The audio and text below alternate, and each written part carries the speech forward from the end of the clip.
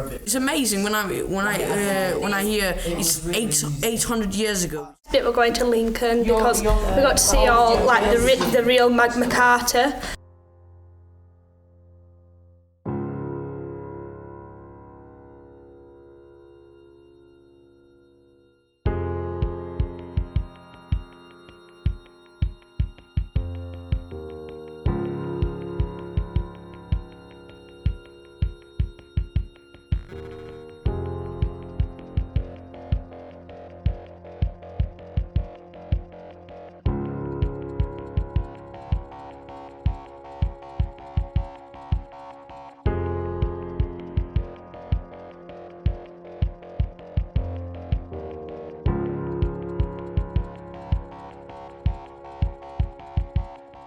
I'm Adam Strickson and I'm the drama worker and scriptwriter working on the project and pulling it together.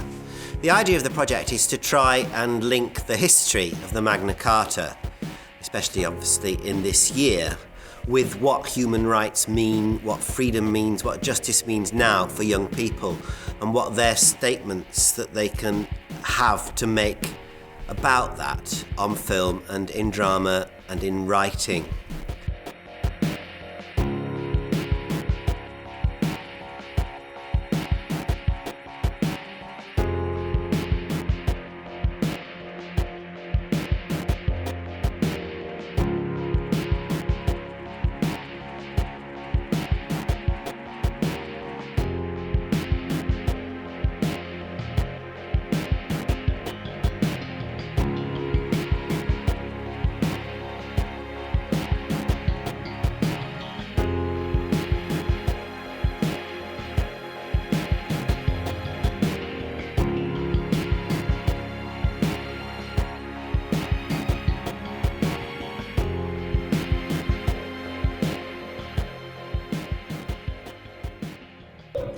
I am Paris Trivet. I am from Youth Council. I wanted to do this project because I'm interested in history and I wanted to learn something new. I'm Rhys Parry. I'm from Horizon Community College, and I've decided to put myself into this project and get involved because I find it an interesting project to do, as it's 800th anniversary of Magna Carta, and I don't really know much about it, so I'd like to know much about it and what's happened to make it so important.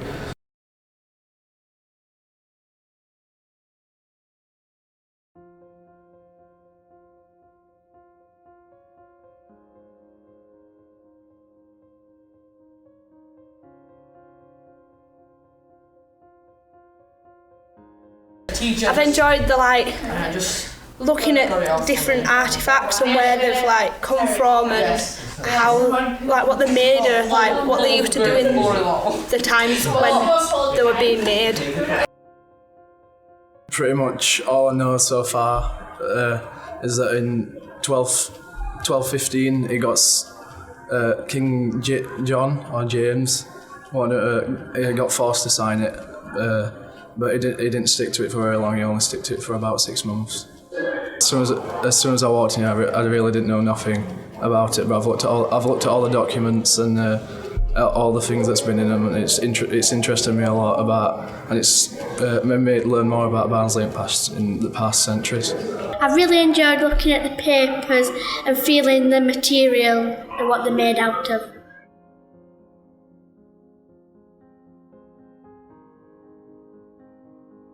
I'm most looking forward to actually finishing the banners and showing them to other people. It makes me think about more rights, how it's changed from when Charter was signed to today. I think it's amazing when you see it's 800 years ago, and it was really unconventional for the time. And then, but the values of Magna Carta, the ideas in Magna Carta, are still meaningful for us in the 21st century. The ideas of freedom and justice.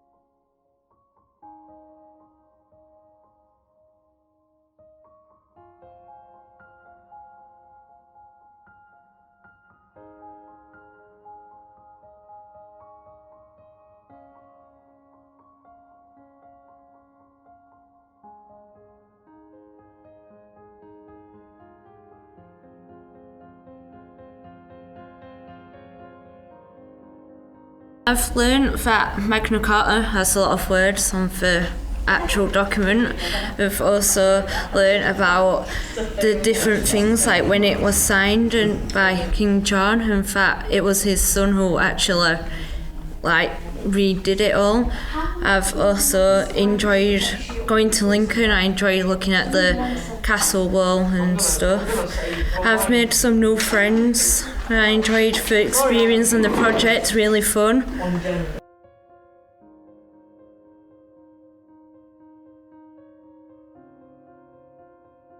And I think the thing that I enjoyed the most was definitely the printing and the trip to Lincoln. My highlight of the project is to go into Lincoln and visiting the prison, because when I was in the prison I had this weird feeling that something amazing happened there.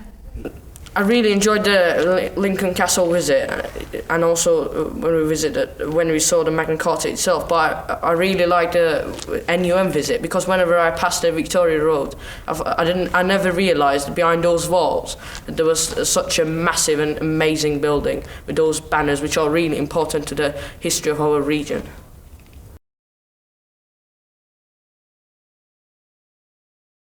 I also enjoyed putting the drama piece together and creating it to educate people and let them know how much we've learnt about the Magna Carta by teaching them about it. My name is Chris Brammer. I'm Community Enterprise Coordinator for Year 10 here at Horizon Community College. That basically involves me engaging with the community, getting the community in our school so students can work with a wide variety of people that they wouldn't usually work with in the curriculum. It's really important for us as a college to engage in projects like this, because it's so out of the ordinary. We wouldn't do anything like this when students are in normal everyday lessons, but it's also really important because this project specifically has allowed the students to follow their own personal history and look back in their immediate family and see how some of the issues that we've been discussing have affected their own personal history. If I were an animal, I'd be a Komodo dragon because its fiery venom pierces the heart. A subject in which it's past tense, because women, no, it is, because women in the early 1900s and late 1800s, they fought for rights. The 1960s. He's asking us barons for money, money and more money. So you kind of agree, yes. That's your favourite line. After all, and freedom, and justice. We should be able to vote at 16. You tell them, Holly. I will. Show them the film. I believe we should vote at 16 because our future you are deciding. I think they've engaged in a very lively way. With both groups, it's quite a maverick group of young people. You wouldn't say it was like a typical cross-section, because they're quite eccentric and not always easy to handle, I think it can be said, because they are different ages, they've got different agendas, different politics indeed. So there's been some really lively discussions about party politics, as well as about the history, and as well as about the words like union, like solidarity, like rights, like justice, like monarchy even. So part of the investigation has been to get them engaged with something that isn't naturally perhaps their language of today, and to connect their own concerns with the more formal language that comes from the Magna Carta, which is the language of law throughout the world, really. Because there's too many at the moment. You don't need your scripts, do you? Don't worry, King John will catch You put your script down on the I'm the Baron and I say we can't let King John keep doing us over. We won't stand for it. More money for his stupid war in France. And now is the summer of the year 1215, and we the barons have been made angry. Very, very angry. Your mess, our future. Freedom is an illusion. Positive things to do with your initials. It's an equal chance. Ali Khosrawi, adorable inspiration. No reason. Shut it. I've completely lost it. I've completely lost it. I've got steam coming out of my ears. We've been made angry by this spendthrift. Yeah, this no good man, This useless King John, Not me. this wastrel, No. this numpty, this really annoying person who's fighting a war in France and keeps asking us barons for money, Well, you've got plenty. money, and more money. World, I'll give everyone human rights. Dominika Kołodziejska, dynamic charisma. That means working together, just like the Musketeers. All for one, one for all. So know all that bit, get on with the story. now is the summer of the year 1215, and we the barons have been made angry. Very, very angry. No. So what's been happening to the Magna Carta in the past 800 years?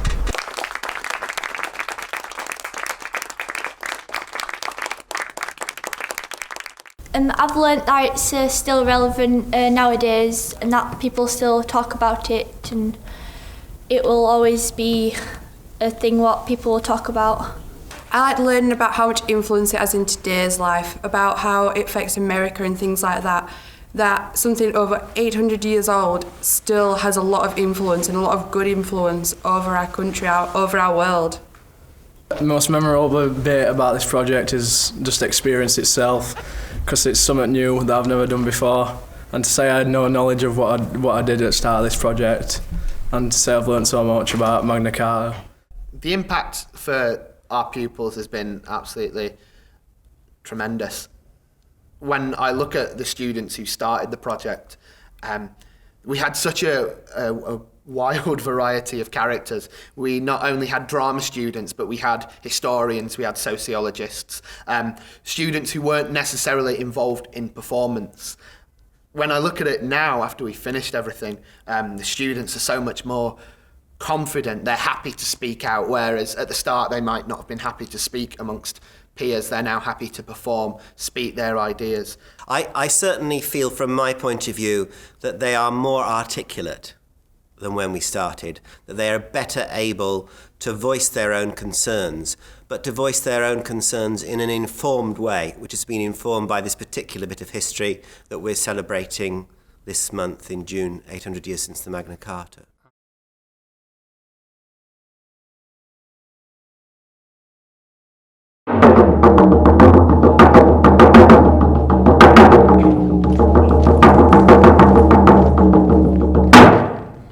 Sargison, splendiferous serpent. If I were an animal, I'd be a Komodo dragon because its fiery venom pierces the heart like I do when I speak my truths. When I change the world, I'll create chaos because chaos is a ladder to success and freedom. Holy Moffat, holy magnificent. If I were a colour, I'd be burgundy, as it defines my underlying anger. When I change the world, I'll make sure everyone has a decent living wage and an access to an education. Danny Hanlon, destructive hero. If I were an animal, I'd be a magical unicorn because they represent peace and mystery. When I change the world, I'll make sure young people's voices get heard. Reese Parry, respectable person. If I were a colour, I'd be orange to show people how bright I am. When I change the world, I'll give everyone human rights. Dominika Kołodziejska, dynamic charisma. If I were an animal, I'd be a cat for the cunningness and control. When I change the world, I will make sure that everyone has an equal chance. Alicia Hudson, amazing human. If I were chocolate, I'd be Aero Bubbles because I'm really bubbly. When I change the world, I'll get rid of class systems. Ali Kostravi, adorable inspiration. If I were a colour, I would be a light green because it's a reminder of hope. When I change the world, I will bring public health instead of private wealth. We want our rights! We want our rights! We want our rights! We want our rights! We want our rights! We want our rights! Police everywhere, justice nowhere. How we dress does not mean yes! No one is fearless, everyone is free. Our rights, our future. The freedom is just an illusion. End injustice! Your mess, our future. We want our rights! We want our rights! We want our rights! We want our rights! We want our rights! We want our rights! Freedom! Justice! Oi, oi, oi! What is going on? I thought this was about me, King John and the Magna Carta. That's where your stupid idea from human rights comes from after all. And freedom. And justice. We want the right to vote at 16. You tell them, Ollie. I will play the recording. No, wait!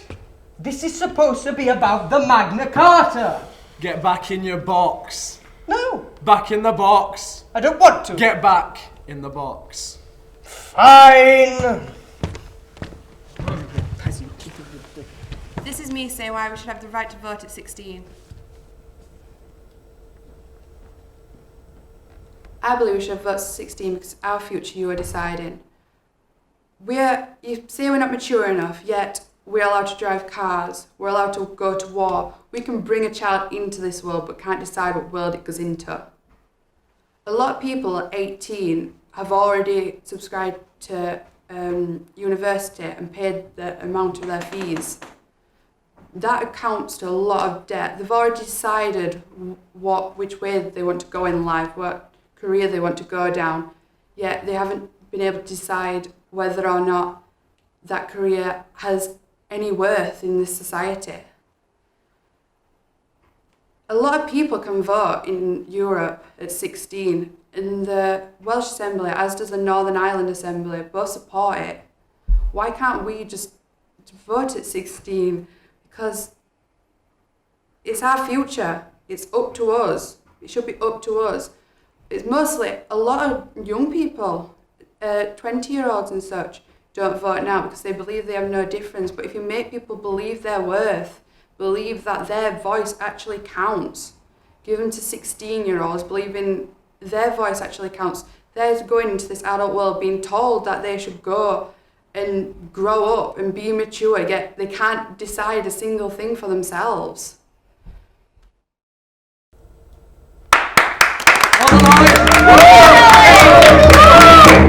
Right, enough! That is totally irrelevant. I thought this was about the Magna Carta. Look, you're all not even in the right clothes. That naughty girl's words have nothing more to do with the Magna Carta than a peasant's breath after a good badger stew. Aha! Tell them about chuffing barons. That's why we're all here after all. Kick him! No. We should make him see the connection. Make them out there see the connection. Look, we could be the barons. Barons!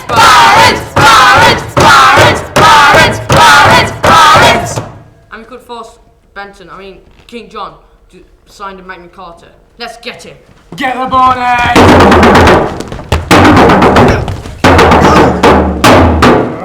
Right, I'm a baron and I've had enough. I'm a baron, I say this can't go on. I'm a baron, I say we can't let King John keep doing us over. We won't stand for it. More money for a stupid war in France. Another BMW Sage engine. Another set of Maserati longbows. More money for stuffing his face and boozing. That reminds me. I am hungry. Excuse me, peasants, coming through. Yes, something you can't afford. Food. Lovely. Peasant cider, peaches and beer.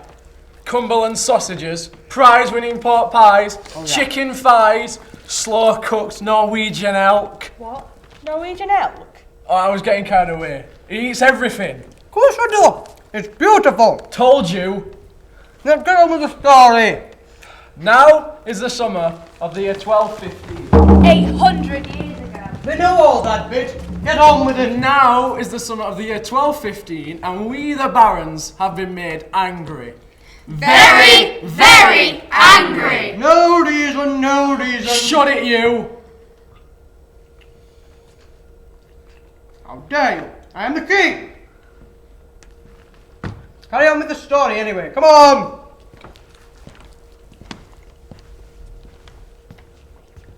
We've been made angry by this spendthrift, this no-good man, this useless King John who's fighting a war in France, this really, really annoying person who keeps asking us barons for money, money, money, and more money. I'm a baron and I've had enough. We can't let him do this. We won't stand for it. We're sick of it. We're up to here with it. We're not going to let him get away with it, and it's not on. These kings have too much power. Much too much. Whoa, whoa, whoa! I have a divine right. I get my power directly from God. If your power's from God, then I'm a tufted duck. Quack, quack. Right, you. I'm angry because he keeps taking my money. I'm angry because I'm going to lose my land because of him. I'm angry because I've had enough of having to pay for a stupid war. I'm angry because I want some basic rights. And some freedom. I'm angry because that scum from Kent keeps taking all the fish from the river next to my land. What? Just saying, if it's supposed to be a long document, like 4,000 words or something, so please, can we put no fish weirs in there? Okay, alright. No fish weirs! No fish weirs! No fish weirs! Death to fish weirs. What's a weir? Oh my god. It's like a trap across the river. Oh. How about all fish weirs shall remove from the Thames and the Medway and throughout all England? Yeah. So we'll put no fish weirs into the Magna Carta, and we'll make bad King John sign it. Right here, please. 2.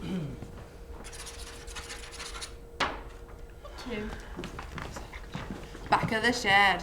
We called the Great Charter the Magna Carta, and it was the beginning of the right to... Freedom! Justice! Freedom! Justice! Freedom! Justice! Freedom! Justice! Freedom! Justice!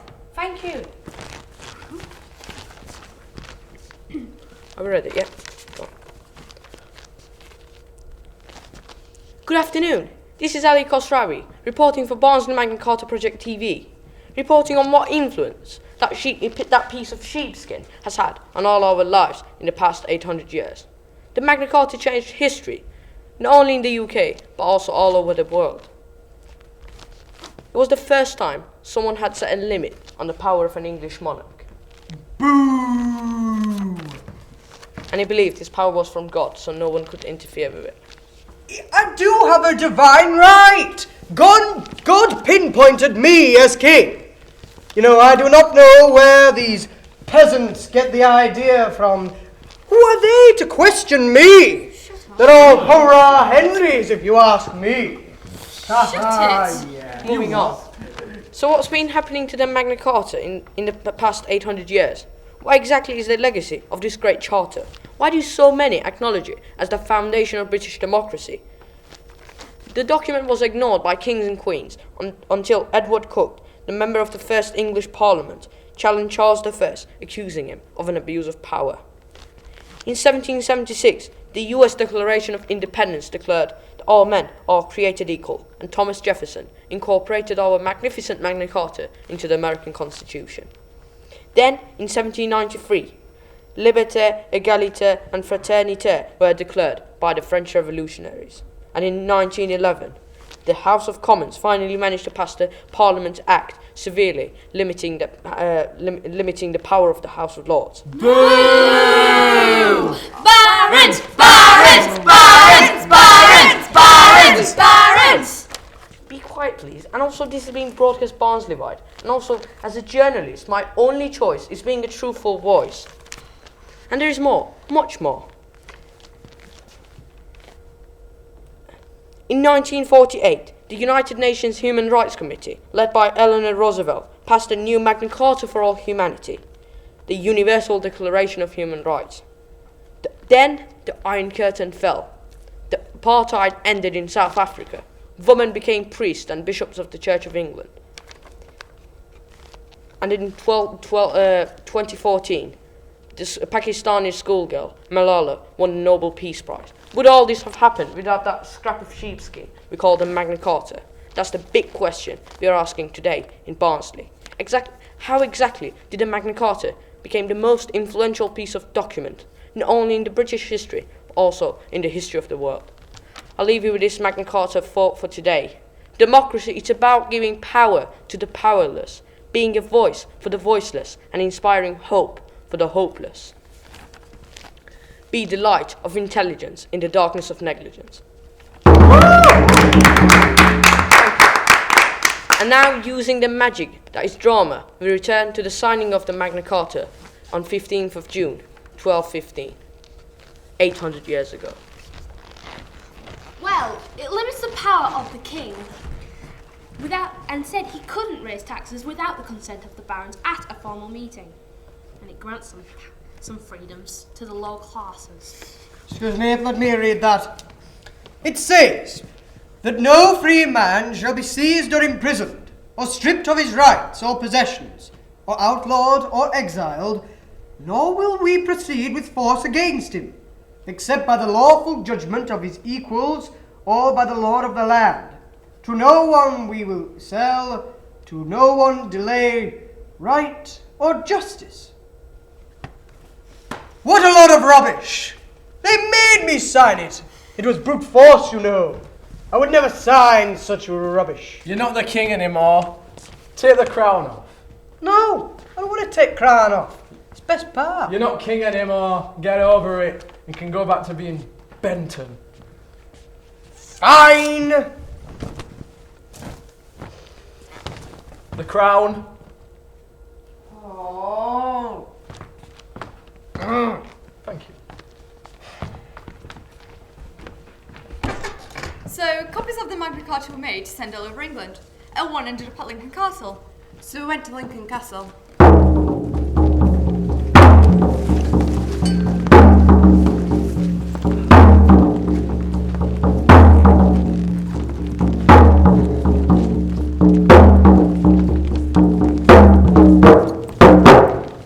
You got a free chip on a Sunday.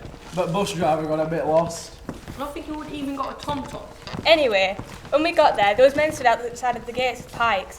Jack had his pitch taken with them. They lent him his sword, and then we saw the separate chapel where they kept the prisoners apart.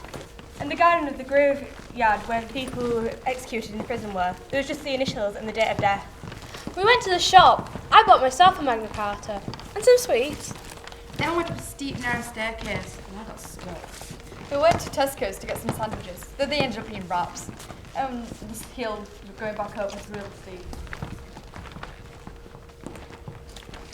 It was St. George's Day, wasn't it? Yes, we saw lots of scouts, brownies and rainbows marching. I saw a man on a horse trying to cut a cabbage in half with a blade on the end of a stick. Then he did something with an apple. I think we went down to the vault and we watched a short film about the Magna Carta and about how King John was forced to sign it. And then we saw the Magna Carta in a glass case. I was surprised such a massive idea was written on a piece of sheepskin. But it's still there at Lincoln Castle. Then we went to the NUM.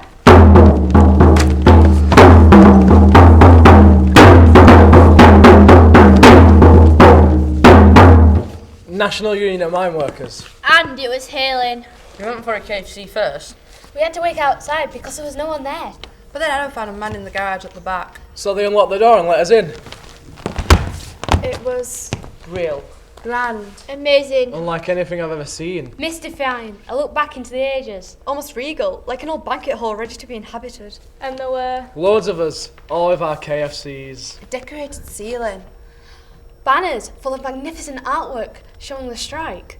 A really elaborate banners. Majestic banners with powerful messages. Endorsing the mining community. We all sat down at the front, but then we had to get up. Then Holly picked up the microphone. Jack turned up late. There were messages from the Soviet Union. Reese brought the microphone. He thought it was antique. There were these gold and red banners there. And blue. Banners with words on them like... Unity. That means... Togetherness, just like the Musketeers. All for one and one for all. Yeah, togetherness. Strength. People standing together. Union.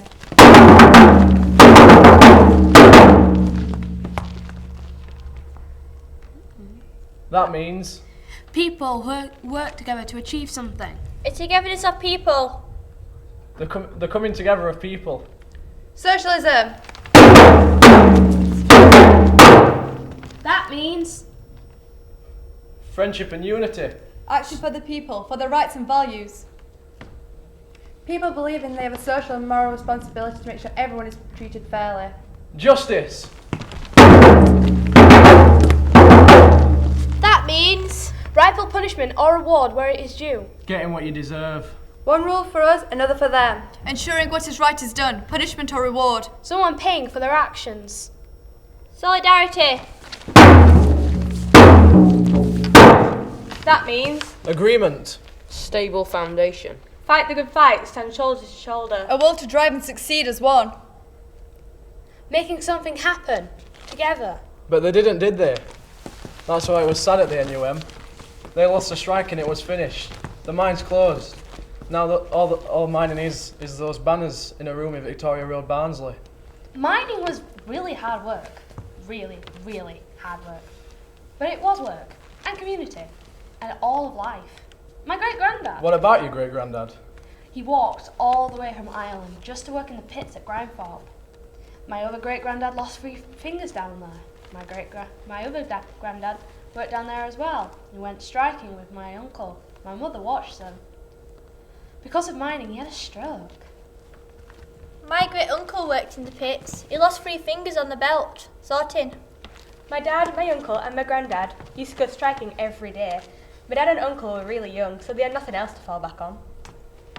My friend's that got knocked over by a horse. He wasn't even a miner. My great-granddad worked down the pit. It was sort of tradition back then. But one day we're coming down the shaft and the cable snapped. He fell a few feet, but he were okay until he looked up. The cable came crashing down and gashed his face. My uncle was on one of the banners at the NUM.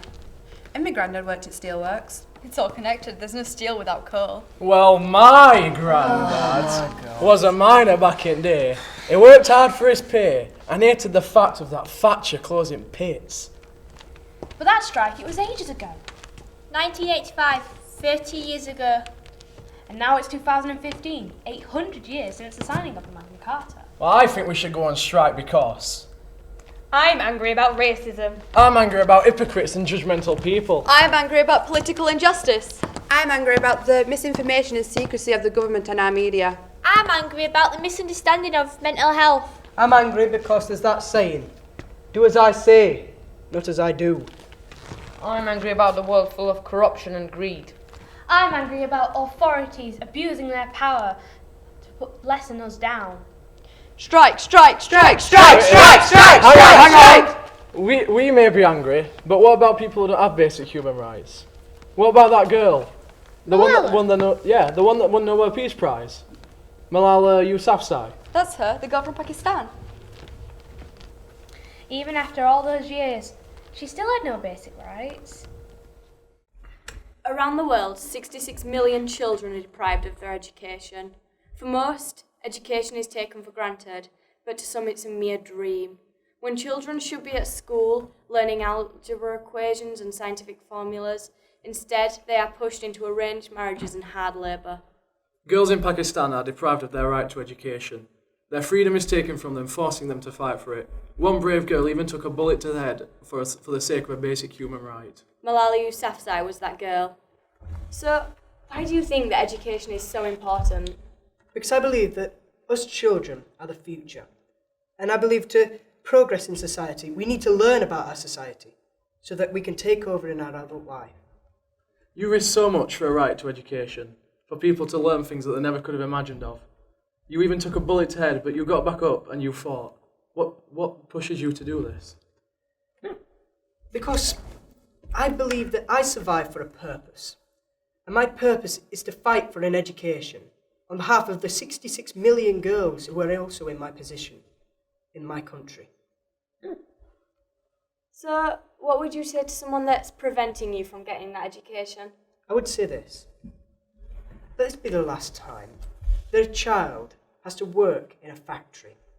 Let this be the last time that a child is forced into an early age marriage. Let this be the last time that we see a child outside of school. Let this be the last time that a boy or a girl loses their life to war. Let's begin this ending. Right here, right now, together, today. Let us end this beginning. Thank you so much. Let this be the last time that a child spends their childhood in a factory. Let this be the last time that a girl is forced into early child marriage. Let this be the last time a child loses life in war. Let this be the last time that we see a child outside of school. Let this end with us. Let's end this now. Right here, right now, together, today. Let's begin this ending now. Thank you all so much.